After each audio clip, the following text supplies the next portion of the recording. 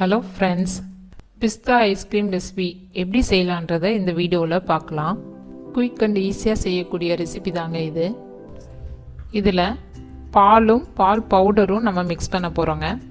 1/4 litre packet பால் எடுத்திருக்கேன். நல்ல திக்கான பால் தான் இதில் எடுத்திருக்கேன். இப்போ ஸ்டவ் ஆன் பண்ணிவிட்டு பாலை காய வச்சுக்கலாம். பால் காயட்டும், அதுக்குள்ளே நம்ம பால் பவுடரை மிக்ஸ் பண்ணி ரெடியாக வச்சுக்கலாம். இங்கே பால் பவுடர் 1 கப் எடுத்திருக்கேன். அதே அளவுக்கு 1 கப் தண்ணியை ஊற்றி நல்லா கட்டி இல்லாமல் கரைச்சி ரெடியாக வச்சுருக்கேன்.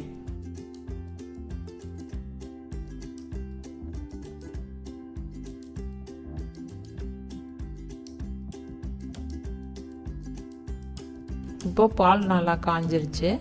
நம்ம கரைச்சி வச்ச இந்த பால் பவுடரையும் அதில் மிக்ஸ் பண்ணிக்கலாம். இப்போ ஸ்டவ் கண்டிப்பாக மீடியம் ஃப்ளேமில் தான் இருக்கணும். இப்போ ரெண்டுத்தையும் நல்லா கலந்து விட்டாச்சு. இதில் 3/4 கப் அளவுக்கு ஜீனியை ஆட் பண்ணிக்கோங்க. அதையும் நல்லா மிக்ஸ் பண்ணி விடுங்க. ஜீனியும் நல்லா கரைஞ்சிருச்சு. இதில் 1/4 டீஸ்பூன் வெனிலா எசன்ஸ் ஆட் பண்ணிக்கோங்க. இதை நல்லா மிக்ஸ் பண்ணி விடுங்க. இப்போ இதில் நமக்கு தேவையான அளவுக்கு க்ரீன் ஃபுட் கலர் சேர்த்துக்கோங்க. இதை நல்லா மிக்ஸ் பண்ணி விடுங்க.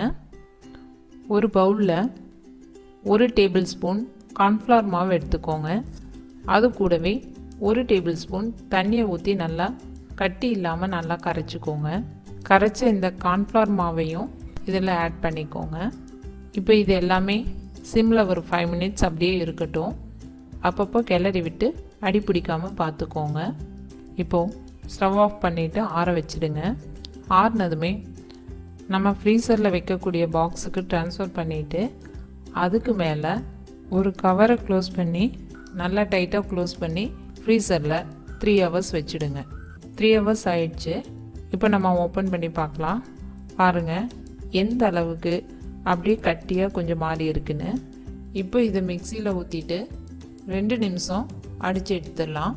மறுபடியும் அதே பாக்ஸில் ஊற்றி அதுக்கு மேலே நம்ம பொடியாக நறுக்கி வச்ச பிஸ்தாவை 3 ஸ்பூன் அதில் ஆட் பண்ணிவிட்டு மிக்ஸ் பண்ணி விட்டுருங்க.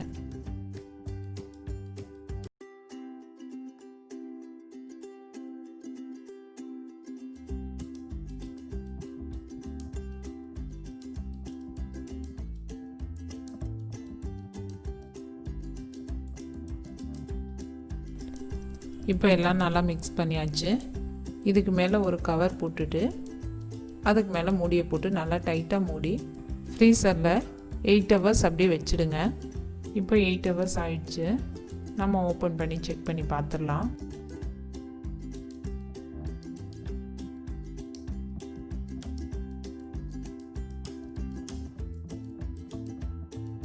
பாருங்கள் இதில் எந்த அளவுக்கு பிஸ்தா அப்படியே மேலே தெரியுதுன்னு.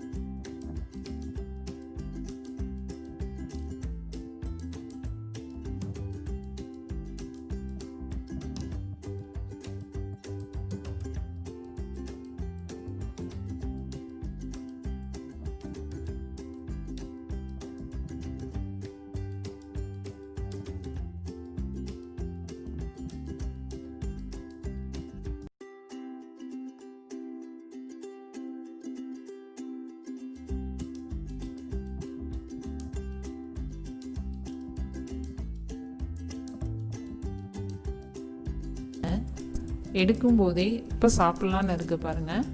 நீங்களும் இதை வீட்டில் செஞ்சு சாப்பிட்டு என்ஜாய் பண்ணுங்கள். பயனுள்ள நல்ல தகவல்களை தெரிஞ்சுக்க நம்ம சேனல் tipstamil.com சப்ஸ்கிரைப் செய்யுங்க. கூடவே பெல் பட்டனை அழுத்தி ஆல் நோட்டிஃபிகேஷனை சூஸ் செய்து அனைத்து வீடியோக்களையும் உடனுக்குடன் தெரிஞ்சுக்கோங்க.